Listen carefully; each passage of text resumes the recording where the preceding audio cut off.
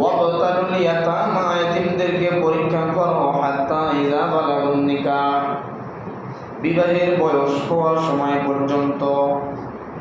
একজন মানুষ বিবাহের বয়স যখন হয় স্বাভাবিকভাবে বোঝা যায় তার আকলটা পরিপক্ক হয়েছে, আকলটা একটু পরিপূর্ণ হয়েছে। আকলটা যখন পরিপূর্ণ হয়েছে এখন তুমি তাকে একটু পরীক্ষা করে নাও এই আকল দ্বারা সে স্বাভাবিকভাবে সুষ্ঠুভাবে সে চলতে পারবে কিনা। যদি তোমার উপরে চাপ সৃষ্টি করে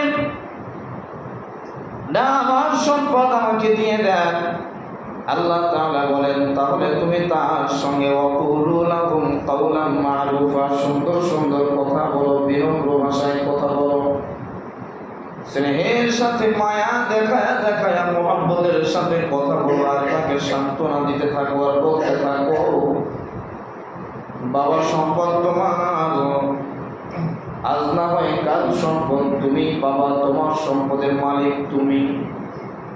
তোমার ভালো মন্দ বোঝার মতো বয়স এখনো তোমার হয় নাই, যার কারণে আমি তোমার সম্পদটাকে তোমার মঙ্গলের জন্যই আমার কাছে রেখেছি। এটা যেন কোনোভাবে চালাকি না হয় যে আমার মঙ্গলের জন্য রাখলাম আর তাকে উল্টা পাল্টা বুঝ দিয়ে দিলাম।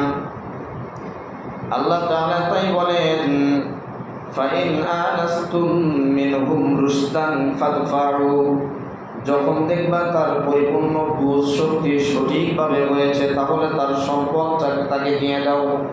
ইলাইহিম আমওয়ালাহুম, বুঝ শক্তি পরিপূর্ণ হওয়ার পরে এতিমের সম্পদ তোমার কাছে তুমি আর রেখো না।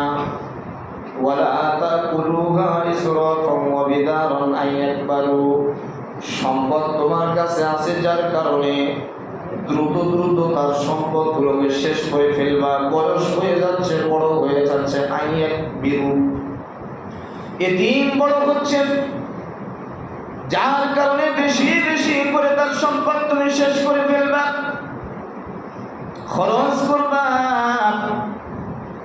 তার সম্পদ থেকে বেশি বেশি খেয়ে নিবা। না না না না, এটা করা যাবে না। ওয়ালা তাকুলুহা, বেশি বেশি করে তুমি তার সম্পদ থেকে খেতে পারবা না। ধনী যদি হও, স্বাবলম্বী ব্যক্তি যদি হও, তাহলে তো তোমার প্রশ্নই আসে না তার সম্পদ থেকে তুমি রিজিক গ্রহণ করবা। যদি গরিব হও, আল্লাহর নবীর কাছে জয়নুল সাহাবা জিজ্ঞাসা করেছিলেন, আয়াত নাজিল হয়েছে এই আয়াতের এই অংশের মধ্যে আল্লাহ তাআলা বলেন ওয়ামান কানা ফাকিরা, আর যদি কোনো হত দরিদ্র মানুষ এতিমদের দায়ভার গ্রহণ করে, এতিমকে পরিচালনা করে, তার বাড়িতে নিয়ে রাখে, এই এতিমের সম্পদ ফালিয়াকুল বিল মারুফ, ততটুকুই হত দরিদ্র ভোগ করতে পারবে, যতটুকু প্রয়োজন, প্রয়োজনের অতিরিক্ত 1 টাকাও যদি ভোগ করে আহকামুল হাকিমিনের কাছে জবাবদিহিতার কাঠগড়ায় দাঁড় হওয়া লাগবে।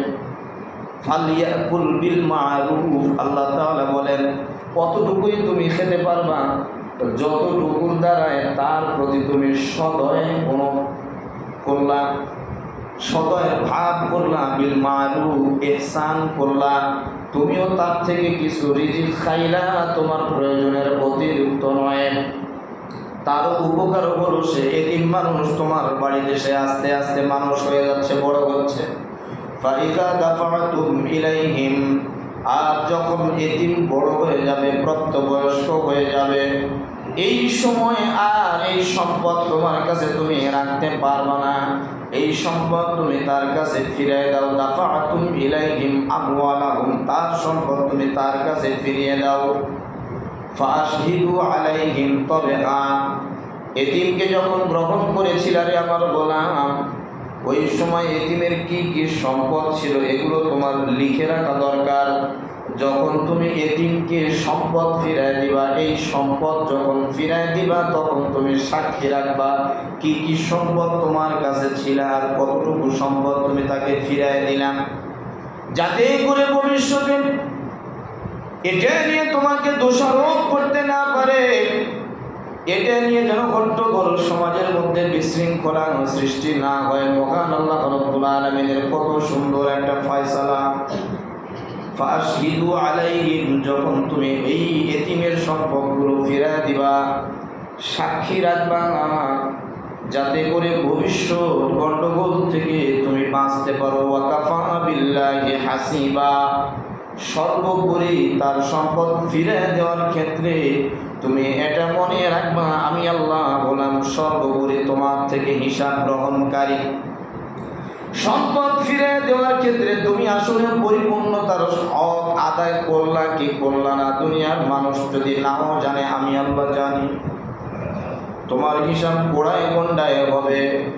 এই জন্য এতিমের সম্পদ যখন তুমি ফিরায় দিবা, মনের ভিতরে এতটুকু ভয়ে রাখবা, তার সম্পদ যদি আমার ভিতরে কোনোভাবেই থেকে যায়, তাহলে আমি বিচারের কাঠগড়ায় আমাকে দাঁড় হওয়া লাগবে। এই জন্য সম্পদ বড় মুহাব্বতের বস্তু। মহান আল্লাহ রাব্বুল আলামিন অন্যত্র বলেন, যুইনা লিন-নাস, মানুষের কাছে অত্যন্ত সুন্দর করে তোলা হয়েছে। তার মধ্যে একটা হলো হুব্বুল মাল, সম্পদের মহাব্বত। সম্পদের মহাব্বত, ছেলে মেয়ের মহাব্বত, স্ত্রীর মহাব্বত, অনেকগুলো কথা এখানে ধরা হয়েছে। তার মধ্যে একটা হলো মালের মহাব্বত, সম্পদের মহাব্বত। সম্পদ উপার্জন করা, এটার দিকেও খেয়াল রাখতে হবে। সম্পদ ব্যয় করা, এটার দিকেও খেয়াল রাখতে হবে। উপার্জনটাও যেন আমার হারাম না হয়, ব্যয়ের রাস্তাটাও যেন আমার হারাম না হয়। যদি উভয়টাই হারাম হয়, তাহলে আমি আমার স্থানটা নিজেই জাহান্নামের জায়গায় করে নিলাম। সম্পদ এটা যেমনিভাবে একদিকে মানুষের মহাব্বতের, তেমনিভাবে মানুষের ক্ষতিরও কারণ হয়ে দাঁড়ায়। সেটা যদি অবৈধ হয়, বৈধ সম্পদ যদি হয়, বৈধ সম্পদের দ্বারাই মানুষের উপকারও হয়, জাহান্নাম থেকে বাঁচারও একটা রাস্তা তৈরি হয়ে যায়। বৈধ সম্পদ দিয়ে মানুষ যদি হজ করতে যেতে পারে, হজের নিয়তে বৈধ সম্পদ নিয়ে হালালভাবে যখন আল্লাহর কোনো গোলাম হজের জন্য যায়, খানায় কাবায় গেল, হজের নিয়তে বাড়ি থেকে বের হয়ে গেল, প্রতি কদমে কদমে আল্লাহর নবী বলেন এক একটি গুনাহ মাফ, এক একটি নেকি আল্লাহ তাআলা দিয়ে দেন। বান্দা যখন হজের নিয়তে অর্থ সম্পদ খরচ করে লাব্বাইক বলে মহান আল্লাহ রাব্বুল আলামিনের দরবারে হাজিরা দেয়, মহান আল্লাহ রাব্বুল আলামিনের প্রিয় হাবিব জনাবে মুহাম্মদুর রাসূলুল্লাহ সাল্লাল্লাহু আলাইহি ওয়াসাল্লাম হাদিসের মধ্যে বলেন, আমার উম্মতরা তোমরা কি জানো, তুমি যখন মন থেকে মহান আল্লাহ রাব্বুল আলামিনকে খুশি করার জন্য হেরামের কাপড় গায়ে দিয়ে যখন লাব্বাইক বলো, আল্লাহ রাব্বুল আলামিন এত খুশি হয়ে যান, তোমার লাব্বাইকের জবাব মহান আল্লাহ রাব্বুল আলামিন দেন, লাব্বাইক ইয়া আব্দি গোলাম, তুমি যেমনি ভাবে আমার দরবারে উপস্থিত, আমি আল্লাহ তোমার নিকটে উপস্থিত হয়ে আছি। জোরে বলেন না সুবহানাল্লাহ। আল্লাহর নবী বলেন, আল্লাহর কোনো গোলাম যখন লাব্বাইক লাব্বাইক বলে খানায় কাবাটা তওয়াফ করতে থাকে, এই লাব্বাইকের ধ্বনিটা খানায় কাবার যে পাথরগুলো রয়েছে, এই পাথর সহ আশেপাশের যতগুলো পাথর রয়েছে, আল্লাহর গোলামের লাব্বাইকের সঙ্গে পাথর পর্যন্ত লাব্বাইক লাব্বাইক ধ্বনি বলতে থাকে। এতটুকুই শেষ নয়, আল্লাহর নবী বলেন বালিকোনা পর্যন্ত এই বান্দার সঙ্গে লাব্বাইক লাব্বাইক বলে ধ্বনি বলতে থাকে। এক পর্যায়ে মুসলিম শরীফের হাদিসের মধ্যে আল্লাহর নবী বলেন, শুধু বালিকোনায় নয়, জমিন পর্যন্ত এই বান্দার সঙ্গে লাব্বাইক বলতে থাকে। শর্ত হলো তার হজের ইনকামটা হওয়া লাগবে হারাম। জোরে বলেন হালাল। হালাল ইনকাম যদি হয়, আল্লাহর নবী বলেন এক তবক জমিন নয়, বরং জমিনের শেষ পর্যন্ত, শেষ প্রান্ত পর্যন্ত আল্লাহর গোলামের সঙ্গে লাব্বাইক বলতে থাকে। আল্লাহর গোলামের সঙ্গে যখন লাব্বাইক বলতে থাকে, আল্লাহ তাআলা গোলামের প্রতি রাজি আর খুশি হয়ে বান্দার জিন্দেগীর তামাম গুনাহ মাফ করে দেন। শুধু তাই নয়, আল্লাহর গোলাম যখন গুনাহ নিয়ে আরাফার ময়দানে পা দেয়, হাদিসের মধ্যে আল্লাহর নবী যেটা বলেন, আরাফার ময়দানে পা রাখতে দেরি হয়, আল্লাহ তাআলা গোলামের গুনাহ মাফ করতে দেরি করবেন না। অর্থ ছাড়া কি সেই জায়গায় যাওয়া যায়? জোরে বলেন। অর্থ থাকলে জাহান্নাম থেকে আরো একটা রাস্তা তৈরি হয়ে যায়। এই জন্য অর্থ কখনোই কোনোভাবেই যেন অবৈধভাবে আমার জীবনে না আসে, এই দিকে খেয়াল রাখা দরকার আছে না নাই? জোরে বলেন, আছে না নাই? অর্থ আছে, অর্থ দিয়ে আপনি হজ করলেন, হজের দ্বারা আপনি বেগুনাহ মাসুম হয়ে গেলেন। হাদিসের মধ্যে আসছে, কায়াউমিন ওয়ালাদাতহু উম্মুহু, আল্লাহর কোনো গোলামেরই যখন হজ করলো, এমন নিষ্পাপ মাসুম হয়ে গেল যেন সদ্য ভূমিষ্ঠ একজন আল্লাহর গোলাম মাসুম থাকে। ঠিক তদ্রূপভাবে আল্লাহর গোলাম বৈধ টাকা নিয়ে হজে গেল, হজ্জে মাবরুর যদি হয়েই যায়, আল্লাহর গোলাম বেগুনাহ মাসুম হয়ে যায়। আল্লাহর কোনো গোলাম যখন মাসুম হয়ে যায়, বলেন তো এই গোলাম মাসুম অবস্থায় যদি মারা যায়, এর ঠিকানাটা কোথায় হবে আপনারা বলেন? জান্নাত হয়ে যাবে। তাহলে অর্থ খরচ করে আল্লাহর গোলাম জান্নাতের একটা রাস্তা তৈরি করতে পারলো কি পারলো না? জোরে বলেন। অনেকে আছে অর্থ টিপটা, অর্থ যতই থাক আমি হজে যাব না, হজ করব না। হজ করার দ্বারা নেকির আমল ভারী হয়, নেকির পাল্লা ভারী হয়ে যায়। একটু চিন্তা করে দেখেন, এক রাকাতে যদি 1 লক্ষ রাকাত নামাজের সওয়াব হয়, বাংলাদেশে যদি আপনি 1000 বছরও বাঁচেন, তাহলে 1 লক্ষ রাকাত নামাজ আপনি কতদিনে পড়বেন? অথচ সেখানে গেলে 1 রাকাতে 1 লক্ষ রাকাত নামাজের সওয়াব কোথায় কথা বেড়ে যায়। যদি আপনি সূরাতুল ইখলাস 3 বার পড়তে পারেন, এখানে পড়লে 1 খতম সওয়াব।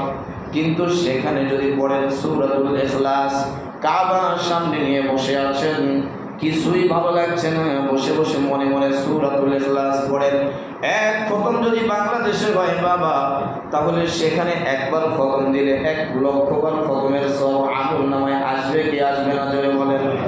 একবার সুবহানাল্লাহ বাংলাদেশে বললে একবার সুবহানাল্লাহর সওয়াবই পাওয়া যায়, কিন্তু সেখানে যদি একবার বলা হয় 1 লক্ষ বার বলার সওয়াব আমল নামায় যোগ হয়ে যায়। এই জন্য অর্থ যদি থাকে, হালাল উপার্জনের অর্থ যদি থাকে, তাহলে হজের নিয়ত করা দরকার আছে না নাই? আছে, হজের নিয়ত করা দরকার আছে।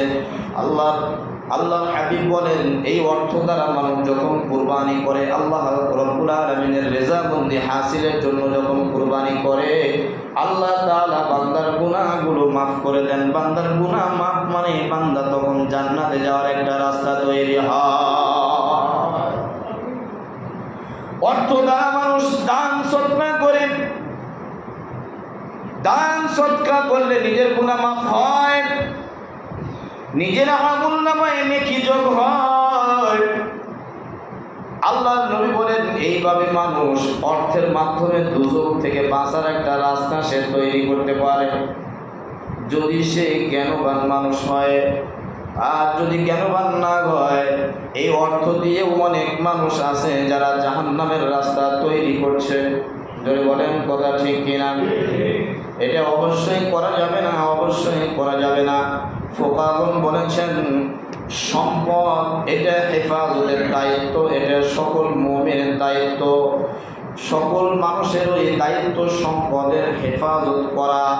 সম্পদ হলো মহান আল্লাহ রাব্বুল আলামিনের তরফ থেকে বান্দার প্রতি একটা অনুগ্রহ বা দান।